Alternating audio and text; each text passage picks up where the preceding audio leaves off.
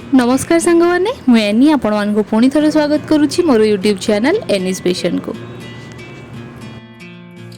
आज मुझे ये दुईटी रेसिपी बनई देखी। गोटे हूँ छोट चिंगुड़ी भजा आ गोटे छोट चिंगुड़ी पतुआ।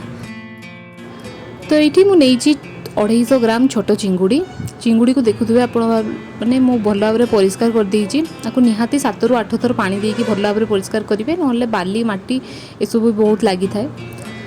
तो तापर मुझे नहीं गोटे कड़ई ऐड करी सोरिष तेल। आप सोरिष तेल निहाती करने चेष्टा करेंगे। जदि ना आप रिफाइन ऑयल भी यूज करेंगे।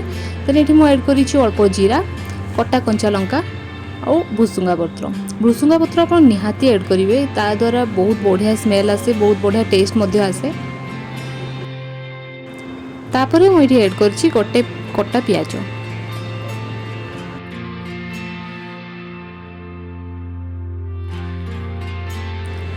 तो ये पियाज को हमको बेसी समय भाजवा को पड़ोनी। अल्प टिके फ्राई हो सारा पर आम ये ऐड करवा चिंगुड़ी को।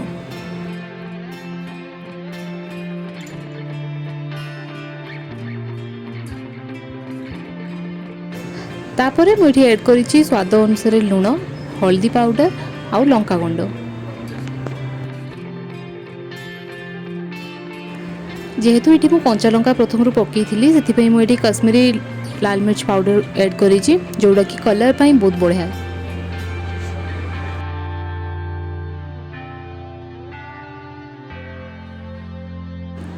देखिपे ए चिंगुड़ी भल भाव में भाजी सारी। चिंगुड़ी भाजवा समय आंच को बेसी हाई भी रखिए बेसी लो भी रखिए मीडियम आंच करने चेष्टा करेंगे। तो ये चिंगुड़ी भजा को मुझे गोटे जगह बाहर कर देछि। एबे सेम कड़ई रे आमे तैयारी करबा चिंगुड़ी पतुआ। तो से मुझे गोटे गिनारे नहीं धला सोरिष, अल्प जीरा, अल्प रसुण, कंचा लंका एबे आकु बाटिकी गोटे फाइन पेस्ट तैयारी करदबा।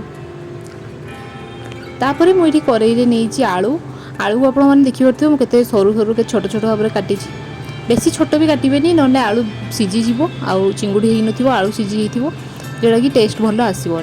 तो आलूर साइज भी से टाइप देखिए करेंगे। तापर मुझे कटा पियाज ऐड करी। तापर ये ऐड करदबा आम चिंगुड़ी को।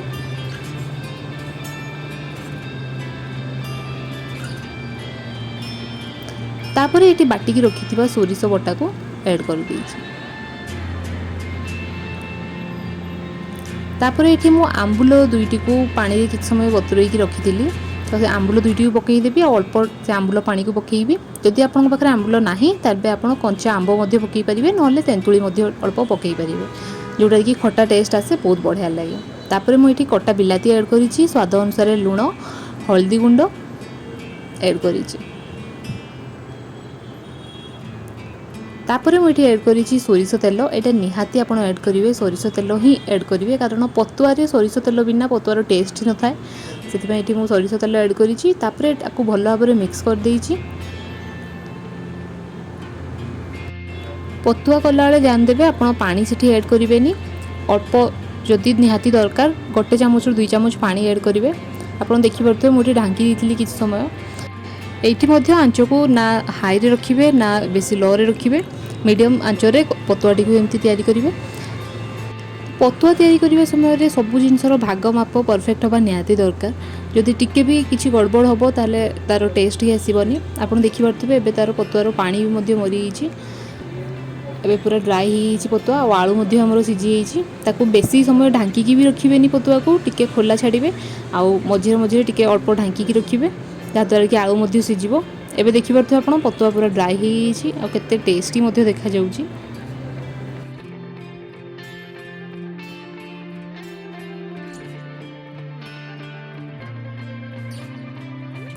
तो यहीटा थिला मोर छोट चिंगुड़ी भजा छोट चिंगुड़ी पतुआर रेसिपी। आपण माने घरे निहाती ट्राई करंतु थरे बहुत टेस्टी लागिवो आ मते निहाती जणैबे कि केमती लागिला। जदि आपण मानकु मोर वीडियोटी पसंद आस्थिबो then please like share and subscribe. वीडियोटी को शेष पर्यंत देखिथिबारु धन्यवाद। पुणी देखा हबो नेक्स्ट वीडियो रे।